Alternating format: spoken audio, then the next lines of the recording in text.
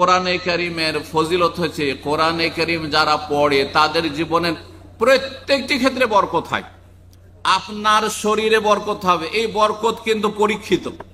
যারা কোরআন পড়েন তাদেরকে জিজ্ঞাসা করবেন, যখন কোরআন পড়তো না তার শরীর স্বাস্থ্যে মেলা অশান্তি থাকতো, মানসিক অশান্তি থাকতো, অশান্তি দূর হয়েছে, শারীরিক রোগ থাকতো ভালো হয়েছে, পারিবারিক অশান্তি থাকতো অশান্তি দূর হয়েছে, ছেলে মেয়ে দুষ্টামি করতো তা দূর হয়েছে, আর তারপরে রুজি রোজগারে আল্লাহ বরকত দিয়েছেন।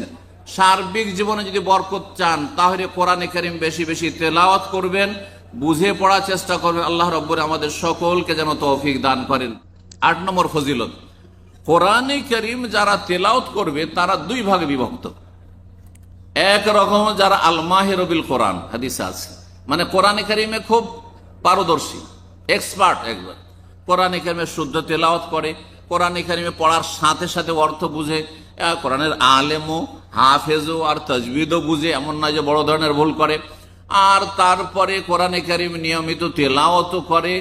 এরা হচ্ছে, আর কোরআনে কারীমের তেলাওয়াত তাদের জন্য খুব সহজ, মাতৃভাষার মতো সহজ। যেমন মাতৃভাষা বলতে চিন্তা করতে হয় না, আমরা যে বাংলা বলছি চিন্তা করতে হয় না, কিন্তু এক্ষুনি যদি গিয়ার চেঞ্জ করে অন্য ভাষা বলি তো আগে চিন্তা করতে হয় আর তারপরে বলতে হয়। আরবি বলি আর আপনার উর্দু বলি, হিন্দি বলি, যাই বলি না কেন, যেটা মাতৃভাষা নয় সেটাতে প্রতিটি মানুষকে চিন্তা করতে হয়, কাউকে কম কাউকে বেশি, কিন্তু চিন্তা করতে হয়।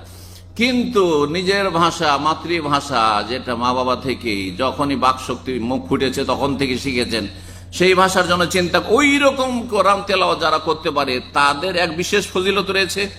আর এক শ্রেণীর মানুষ কোরআন কোন রকম করে কষ্ট করে শিখেছে, বড় হয়ে শিখেছে, আর তারপরে কোরআন তার মাতৃভাষা নয়, আরবি মাতৃভাষা নয়, অনারব, যার ফলে কোরআন পড়ার তাদের জন্য জটিল। আর বয়স হওয়ার পরে, সাবালক হওয়ার পরে যদি কোরআন শিখে তা আরো মুশকিল, জিভা উল্টে না, জিভা উল্টে না, জিম আর জাল আর জা আর দ এসবের, আর জ এসবের পার্থক্য করা বড়ই কঠিন। হা আর হা এসবের পার্থক্য করাটা খুবই কঠিন তাদের জন্য হয়ে যায়। কোনখানে কতটা টানতে হবে, কোনটা কোনখান থেকে কোন জায়গা থেকে উচ্চারণ করতে হবে, কোনটার মাখরাজ কি, ইত্যাদি ইত্যাদি, কোনটা মোটা করতে হবে তো কোনটা পাতলা করতে হবে, তো এইসব তো আর জানা নেই, বড়ই কষ্ট করে বেচারা পড়ে, তারও ফজিলত রয়েছে, তাকে আল্লাহ দ্বিগুণ সওয়াব দিবেন। এই মর্মে হাদিস সহিহ বুখারী মুসলিমে রয়েছে। মা আয়েশা রাদিয়াল্লাহু তাআলা আনহা বর্ণনা করছেন, বলছেন যে রাসূলুল্লাহ সাল্লাল্লাহু আলাইহি ওয়াসাল্লাম বলেছেন, আল মাহিরু বিল কোরআন মা সাফারাতিল কিরামিল বারারা, যারা কোরআনে কারীমের পণ্ডিত, পারদর্শী, কোরআনে কারীমের সব দিকের পণ্ডিত, কোরআনে কারীম যেমন তেলাওয়াত, যেমন তার আপনার মুখস্থ, তার চাইতে ভালো সে কোরআন বুঝে, অর্থ বুঝে, আল্লাহর এক একটি কথা বুঝে যে আল্লাহ কি বললেন এবং আমাকে কি করতে হবে, কি করতে হবে না, কি করণীয়, কি বর্জনীয়, কোনটা আমার জন্য ঠিক, কোনটা ভুল। আল মাহির বিল কোরআনের যারা পারদর্শী, মা সাফারাতিল কিরামিল বারারা, তাদেরকে আল্লাহ জায়গা দেবেন সম্মানিত ফেরেশতাদের সাথে। আল কিরাম যারা সম্মানিত, আল বারারা যারা নেক, যাদের দ্বারা গুনাহ হয় না, জিবরাইল, মিকাইল, ইসরাফিল ফেরেশতা দ্বারা কোনো গুনাহ হয়, তাদের মধ্যে পাপের কোনো ক্ষমতা নেই, তাদের সাথে আল্লাহ তাদেরকে ভিআইপি হিসাবে জায়গা দেবেন যারা কোরআনের, যারা পারদর্শী পণ্ডিত। 2 নম্বর, ওয়াল্লাযী ইয়াকরাউল কোরআন, আর যারা কোরআন পড়ে, হতভাগা নয় যে কোরআন ছুঁয়েও দেখে না, কোরআন পড়তেই পারে না, অথবা কোরআন পড়ে এনেছে, হাফেজ হয়েছে, কিন্তু ওই 11 মাস 6 না, রমজানে একটু ছুঁয়ে দেখে। অনেক হতভাগা হাফেজ আছে, এত আপনার বদনসিব যে রমজানও খতম নসিব হয় না। এরা নয়, বরং কোরআন পড়ে, কষ্ট করে হলো কোরআন কি করে, নিয়মিত পড়ে, আর কি ওয়াতাতাউ ফীহি, কিন্তু সেটা পড়তে গিয়ে বড় কষ্ট করে পড়ে, উচ্চারণ ঠিকভাবে করা সম্ভব হয় না। ওয়াহুয়া আলাইহি শাক্কুন, পড়ার সময় বড়ই কষ্ট লাগে উচ্চারণ করতে, যেহেতু সে অনারব বাংলাভাষী আর কোরআন পড়ছে সাধারণ মানুষ। লাহু আজরান, তাকে আল্লাহ দ্বিগুণ সওয়াব দেবেন। বলুন আলহামদুলিল্লাহ। আপনারা যে কষ্ট করে কোরআন পড়ছেন, আপনাকে ডবল নেকি দিবেন। কিসের ডবল নেকি? এক হচ্ছে কষ্ট করার নেকি, আর একটা হচ্ছে তেলাওয়াতের নেকি। কিন্তু যারা কোরআনের পণ্ডিত, এর চাইতে বেশি তাদেরকে আল্লাহ সম্মান দেবেন, যে তাদেরকে আল্লাহ ফেরেশতাদের সাথে স্পেশাল জায়গা দেবেন। 9 নম্বর কোরআনের ফজিলত হচ্ছে যে কোরআনে কারীম হাসরের মাঠে আপনার আমার পক্ষ থেকে কি করবে, দলিল, প্রুফ হবে, প্রমাণ হবে। আর আল্লাহকে বলবে যে আল্লাহ এই ব্যক্তি কিন্তু কোরআন পড়েছে, এই ব্যক্তি কোরআন মুখস্থ করেছে, এই ব্যক্তি কোরআন বুঝেছে, এই ব্যক্তি আমার উপরে আমল করেছে। কোরআনে কারীম এইভাবে আপনার পক্ষে কথা বলবে যদি কোরআনের অনুসারী হন, কোরআন তেলাওয়াত করেন, কোরআনের হক আদায় করেন। আর যদি কোরআনের হক নষ্ট করেন, ফরজ ওয়াজিব আদায় করছেন না। আল্লাহ বলছেন আকিমুস সালাহ, আর আপনি ঘুমাচ্ছেন।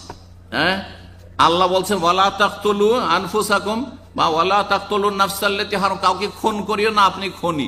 ওয়ালা তাকরাবুজ জিনা, জিনার কাছে যেও না।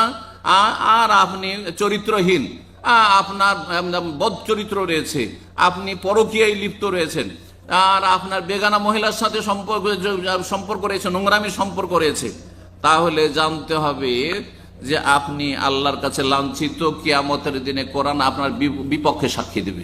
এক কথায় সংক্ষেপে, কোরআন কারো পক্ষে সাক্ষী দিবে আর কারো বিপক্ষে সাক্ষী দেবে। এই মর্মে হাদিস রয়েছে রাসূলুল্লাহ সাল্লাল্লাহু আলাইহি ওয়াসাল্লামের সহিহ মুসলিমের হাদিস 328 নম্বর, অল কোরআন হুজ্জাতুল্লাহ আলাইকা। লম্বা হাদিসের একটা অংশ শুধু কোরআন সম্পর্কে। অল কোরআন হুজ্জাতুল্লাহ, কোরআন তোমার পক্ষে দলিল প্রমাণ হবে, ওয়া আলাইকা, আর না হলে তোমার বিপক্ষে যাবে, তোমার বিপক্ষে সাক্ষী দিবে সেই দিন, কিয়ামতের দিনে। 10 নম্বর কোরআনে কারীমের ফজিলত হচ্ছে যে কোরআনে কারীম পাঠ করবে, এই 10 নম্বরে 4টি জিনিস রয়েছে। যারা কোরআন পড়বে, কোরআনের মজলিসে শান্তি নেমে আসে, ফেরেশতা চারিদিক থেকে ঘিরে নেয়, আল্লাহর রহমত তাদেরকে ঢেকে নেয়, এবং আল্লাহর কাছে আরশ আজিমের চারপাশে অসংখ্য যে মুকাররাবিন, আল্লাহর সান্নিধ্য প্রাপ্ত ফেরেশতারা রয়েছেন, সম্মানিত ফেরেশতারা রয়েছেন, তাদের সামনে তাদের সুচর্চা হয়, তাদের কথা আলোচনা হয়। আল্লাহ বলেন যে দেখো, এই বান্দারা কোরআন তেলাওয়াত করছে, এই বান্দারা কোরআনের আলোচনা করছে, এই বান্দা কোরআনের কথা শুনছে, এই বান্দারা কোরআনে কারীম বুঝার চেষ্টা করছে, ইত্যাদি ইত্যাদি। এই মর্মে রাসূলুল্লাহ সাল্লাল্লাহু আলাইহি ওয়াসাল্লাম হাদিস সহিহ মুসলিমে রয়েছে, মাজতামা কাউন ফি বাইতিন মিন বায়তুল্লাহ, কোন ঘরে জমা হয়ে গেছেন, তাঁবুতে, এই যে টেন্টে জমা হয়েছেন, অথবা কোনো মসজিদে, নিজের বাড়িতে, ইয়াতলুনা কিতাব আল্লাহ, যদি আল্লাহর কিতাব তেলাওয়াত করে, ইয়াতাদারাসুনা, কেউ শিখে কেউ শিখায়, ইল্লা নাযালাত আলাইহিস সাকিনা, শান্তি নেমে আসে, ওয়া হাফাতুহুল মালায়েকা, ফেরেশতা ঘিরে নেয়, ওয়া গাশিয়াতুহুম রহমত, আল্লাহর রহমত তাদেরকে চারিদিক থেকে ঢেকে নেয়, তাদের কোনো অশান্তি থাকে না, আর শান্তি নেমে আসে আল্লাহর পক্ষ থেকে। ওয়া যাকারাহুমুল্লাহ ফি মান ইনদাহু, আল্লাহর কাছে আরো সব চারপাশে অসংখ্য মালায়েকা ফেরেশতা রয়েছেন, সেখানে তাদের আল্লাহ রাব্বুল আলামিন চর্চা করেন যে দেখো এই বান্দারা কি করছে, দেখো কিসের আশাই করছে। বা ফেরেশতারা বলে আল্লাহ এরা জান্নাত চায়, জাহান্নাম থেকে বাঁচতে চায়। আল্লাহ তখন বলেন উশহিদুকুম, সহিহ বুখারী হাদিস, তোমাদেরকে সাক্ষী রাখছি, এদেরকে আমি মাফ করে দিলাম, এদেরকে জান্নাতি বলে ঘোষণা করে দিলাম। আল্লাহ রাব্বুল আমাদেরকে সেই দলে যেন শামিল হওয়ার তৌফিক দান করেন। তারপরে 11 নম্বরে বলি, কোরআনে কারীম যদি পড়েন বা পড়ান, হয় কোরআনের শিক্ষক হন, ভালো জানলে কাউকে শিখান, আর না হলে কমপক্ষে সারা জীবন পড়তে থাকেন, শিখতে থাকেন, তাহলে আপনি সবচেয়ে ভালো মানুষ। এই মর্মে হাদিস সহিহ বুখারীতে রয়েছে, উসমান রাদিয়াল্লাহু তাআলা আনহু বর্ণনা করেছেন, খায়রুকুম মান তাআল্লামাল কোরআন ওয়া আল্লামা, তোমাদের মধ্যে সবচেয়ে ভালো মানুষ, সবচেয়ে উৎকৃষ্ট যে কোরআন শিখে অথবা শিখায়। আল্লাহ যেন তাদের দলে শামিল হওয়ার তৌফিক দান করেন। 12 নম্বর কোরআনের ফজিলত হচ্ছে, কোরআনে কারীম পড়লে হাসরের মাঠে এবং মরার পরে আপনার আমার আত্মা যে ফেরেশতারা নিয়ে যাবে, সেটা সুগন্ধময় হবে, তাতে কোনো দুর্গন্ধ থাকবে না, এবং আকাশে তাকে সসম্মানে নিয়ে যাওয়া হবে। এই মর্মে রাসূলুল্লাহ সাল্লাল্লাহু আলাইহি ওয়াসাল্লাম হাদিস রয়েছে, যেই ব্যক্তি মুমিন ব্যক্তি কিন্তু সেই ব্যক্তি মুমিন হওয়ার সাথে সাথে ইকরাউল কোরআন পড়ে, সে হচ্ছে লেবুর মতো, যাতে ঘ্রাণও রয়েছে আর স্বাদও ভালো রয়েছে। 13 নম্বর ফজিলত হচ্ছে, কোরআনে কারীম পড়লে শয়তান সেখানে বাস করতে পারে না। বাড়িতে সকাল বিকাল যদি কিছু সময় কোরআন পড়েন, 10টা 5টা আয়াত পড়েন, তাহলে আপনার বাড়িতে শয়তান থাকবে। বিশেষ করে সূরা বাকারা যদি পড়েন, আপনার বাড়িতে শয়তান আস্থানা গাড়তে পারবে না, বসবাস করতে পারবে না, কারো ক্ষতি করতে পারবে না, আর আপনার ওপর, আপনার পরিবার, ছেলে মেয়ের উপর জাদু কাজ করবে না। এই বিষয়ে সহিহ মুসলিমের হাদিস রয়েছে, ইন্না শাইতানা ইয়ানফিরু মিনাল বাইতিল্লাযী ইউকরা ফীহি সূরাতুল বাকারা, যেই বাড়িতে সূরা বাকারার তেলাওয়াত হয় সেই বাড়ি থেকে শয়তান পলায়ন করে।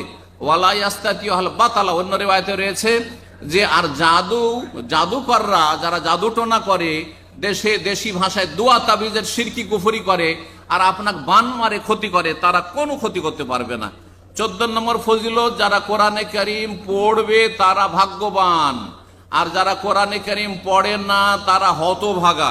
এই মর্মে সূরা তাহার আয়াত নম্বর 24 আল্লাহ বলছে ওমান আ'রাযা আন যিকরি, যারা কোরআন কারীমের উপদেশ থেকে মুখ ফিরিয়ে নেবে, এড়িয়ে যাবে, উপেক্ষা করবে, ফাইন্না লাহু মাইশাতান যানকা, তাদের জীবনটা হচ্ছে অশান্তির জীবন, তাদের জীবন হচ্ছে অশান্তির জীবন। ওয়া নাহশুরুহু ইয়াওমাল কিয়ামাতি আমা, এবং কিয়ামতের দিন তাদেরকে আল্লাহ অন্ধ করে নিয়ে আসবেন যারা কোরআনের জীবন গড়েনি, কোরআনের ফরজ ওয়াজিব আদায় করেনি, 5 ওয়াক্ত নামাজ পড়েনি, হালাল হারাম বেছে চলেনি, এবং কোরআনে কারীমে যেগুলো বিশ্বাসের বিষয়, ইমানের বিষয়গুলোর প্রতি ইমান নিয়ে আসেনি, তাদের জীবনটা বড়ই অশান্তির জীবন। পক্ষান্তরে যারা কোরআন